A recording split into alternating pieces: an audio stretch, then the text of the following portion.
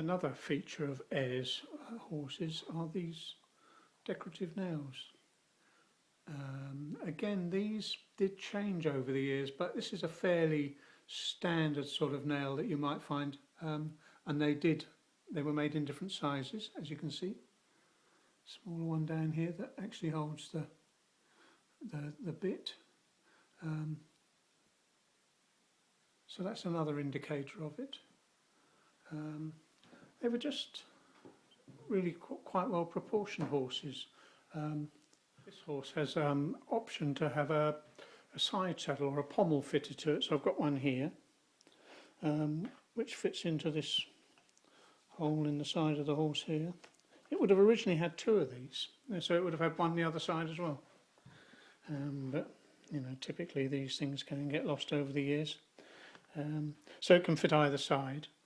So that would, you know, if you wanted to ride it side saddle in the authentic way, you could use it, which I would understand would be this side of the horse. But if you had two of them, as a very small child, if it had their, you know, you sort of rest their legs on it, it would give the child a bit more security when they were sitting on top of the horse, because you've got to remember, for a very small person, it's quite a long way up. So yeah, most larger and better quality Ayres horses had a side saddle option. I'm not sure that they were all supplied with them. Occasionally when you work on an old horse, the hole is drilled for a side saddle, but you can see that there's no wear in the hole from a pommel ever being fitted to it. So I think they might have just made them as drilled the holes as a matter of course, as just part of the process in the factory. The horses were basically constructed out of yellow pine, but legs would have been made out of beech, because the leg is quite fine down here. Pine would not really have been suitable for that, so beech was often used for that. And again, beech was also used in the posts and also in the rails, because these need to be quite strong if someone's standing on them. And of course, over the years, you know, these things can get warped with various, I don't know if you can see that, but there's quite a bow in that one.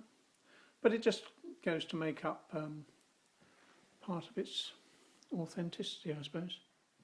The horses were more often than not painted as dapple greys, and the last thing they did once the horse had all its paint applied to it was they covered them in varnish. They gave them a coat of varnish, and over the years this varnish has a tendency to yellow. It's a shellac-based varnish, so that's what gives it this yellow tinge. This particular horse has still got most of its original leatherwork. We've replaced a few small pieces on it. Obviously the rosettes are new, but most of the bridle is original. But we have replaced the reins. As you can see, they're buckled. That also shows up in the illustration. It still has its original saddle, which is it's mellowed rather nicely. Nice. It would have been probably quite bright red when it was first fitted. Not quite sure about this saddle blanket. It seems to be a little unusual in as much as that more often than not they were cloth, but this seems to be more like leather. Certainly looks to be original, so we've not really disturbed it. It's always nice to keep it as original as possible. New stirrup leathers, but we've retained the old buckles. All these tiny little details go to make a horse so much more authentic, along with the stirrup irons. They're original to the horse. So the trouble is, when you restore a horse, it's always going to be a slight compromise. But the more of the original you can save and put back, the better, I feel. Certainly when you have a horse that's of a quality such as this. But again, that also applies to even the humble horses out there. No reason why you should just totally discount something that's not quite as grand as an Ayres horse, but we've obviously had to replace the mane and the tail on this horse. Over the years, certainly the mane, it just gets loved away as a young child would sit on the horse and pull at that. And again, we've replaced the tail. This is a horsehair mane and tail it's got. Quite often you found that the originals were cow's tails, which were typically shorter and curly. But the trend nowadays is to use horsehair. It's more difficult to locate cow's tails, so horsehair tends to be the norm now. There's some more of these rather nice decorative nails at the back of the horse as well on the crupper. Bigger horses always had these, if it was a fixed saddle, had a thing we call a saddle block on the back, which gives the back of the saddle a nice rise. It just makes the sitting position more comfortable. Apart from looking good, the other important thing is about a rocking horse is, does it rock well?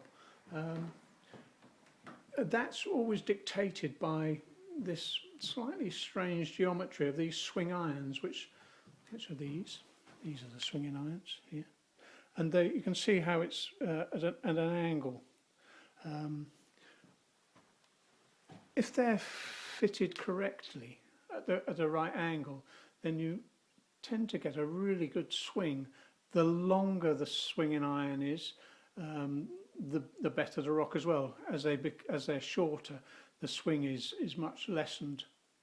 So yes, an Ayres horse, or Ayres horses, tend to rock really quite well.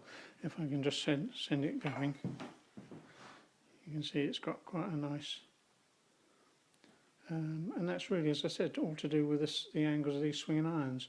If you push a horse backwards, say, if you push this backwards so the metal works in line with the wood, the rear iron should be vertical or still facing forwards. If it faces backwards, then the horse has a tendency to kick, and can actually even dismount its rider if rocked too enthusiastically. So certainly Ayres got their geometry right on the swinging mechanism. Another feature about most rocking horses, or certainly quality rocking horses, is that they were fitted with glass eyes. These have changed over the years. Early Ayres horses, or certainly up until the 30s, had really rather nice glass eyes, quite flat. Modern glass eyes tend to be sort of very domed and don't give the right appearance, but these with the large black pupil give the horse a really rather a nice look, I think.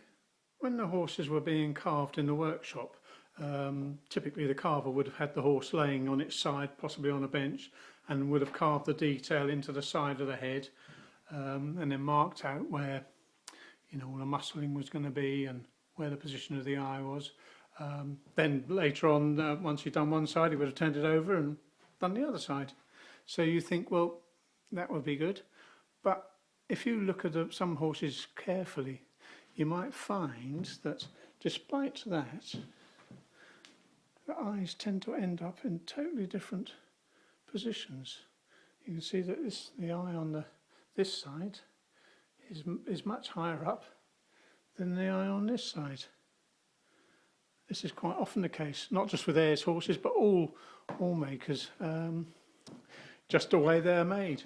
But curiously, the horse looks fine from both sides. These are some copies of pages from a 1895 catalogue. So one example, here we have the older style of rocking horse, which was on bow rockers. And then in 1939, the same illustration appeared in their catalogue then. So it's very not at all easy to work out what went on in those in the years between, and I feel sure that the horses had changed over that period of time, because there would have been different carvers within the shop. Management would have changed, I'm sure. So it's very difficult to see what exactly was made by these rather generic pictures that they produced. Well, that's about it for now. I hope this has been of some interest to you out there, and hopefully I'll be back with some more videos of different horses in the future.